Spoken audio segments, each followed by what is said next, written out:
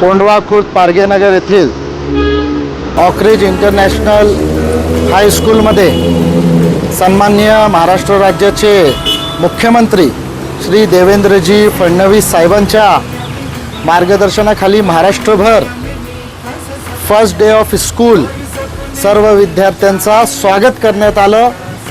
त्यांना शैक्षणिक वर्षाच्या शुभेच्छा देण्यात आल्या.